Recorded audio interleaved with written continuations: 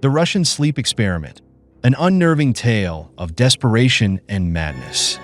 Imagine this: a sealed, windowless chamber. 5 subjects, wide-eyed and trembling, deprived of sleep for days. Volunteers turned prisoners in a government experiment no one was meant to know about. You've heard whispers of it, haven't you? The Russian Sleep Experiment. A Cold War-era secret so sinister that it's said to twist the very fabric of what it means to be human.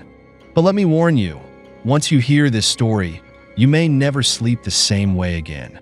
In the late 1940s, Soviet researchers sought to test the limits of the human mind.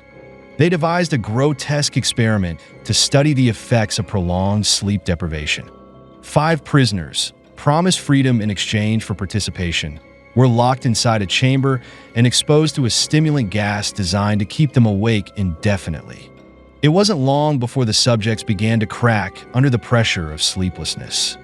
For the first 3 days, they talked incessantly, their conversations ranging from the mundane to the macabre. But by the 4th day, the tone shifted. Whispers filled the chamber, and the subjects began to display signs of paranoia. They spoke of shadowy figures lurking just outside their vision and accused each other of harboring dark, unspoken intentions.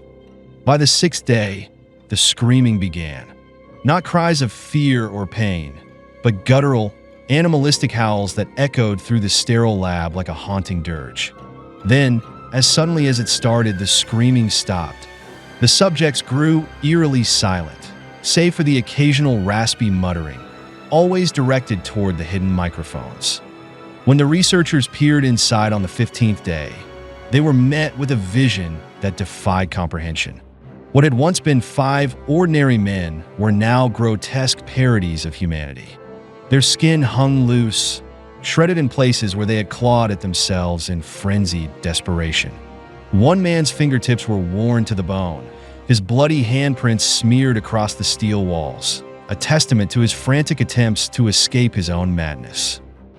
The chamber reeked of decay, a nauseating blend of unwashed bodies, blood, and something sharper, more chemical, like rotting flesh left too long in stagnant air.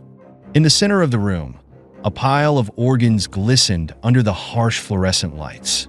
But these were not remains of the dead. No, the subjects had removed them from themselves, carefully, methodically, yet somehow remained alive.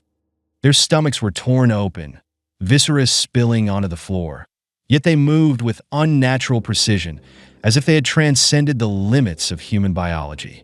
One subject, crouched in a corner, was seen gnawing on his own flesh, his teeth stained red, his eyes wide with a twisted glee. He noticed the researchers watching and froze mid-bite, tilting his head unervingly, as though amused by their horror. Then there were the whispers. Not from their mouths, no. Their voices had long since degraded into ragged gasps.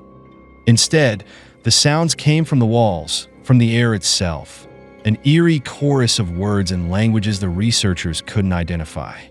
The lead scientist, pale and shaking, swore he heard his own name, called in a voice that sounded disturbingly familiar, like a dark reflection of himself. The surveillance equipment began to malfunction, static overtaking the screens as shadowy figures seemed to flicker just out of view. One of the guards stationed outside the chamber started screaming, claiming he felt invisible hands clawing at his throat, though nothing was there. Another guard fainted outright, overcome by the oppressive, malevolent presence emanating from the room. Whatever was happening inside the chamber, it was no longer just a psychological experiment. It was something far darker, something primal, something that seemed to have taken on a life of its own. It's said that when the experiment was finally terminated, the last surviving subject uttered words that haunt anyone who dares to recount them. Have you forgotten so easily? We are you. We are the madness that lurks within you all, begging to be free.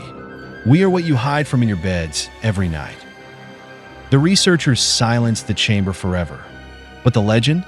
It lives on, whispered in dark corners, a chilling reminder of the dangers of tampering with the human mind. Whether it's a hoax or a warning, one thing is certain. The idea burrows deep into your psyche, gnawing at the edges of your sanity. So, do you think you'd survive the experiment? Or is it already too late for you to escape the madness?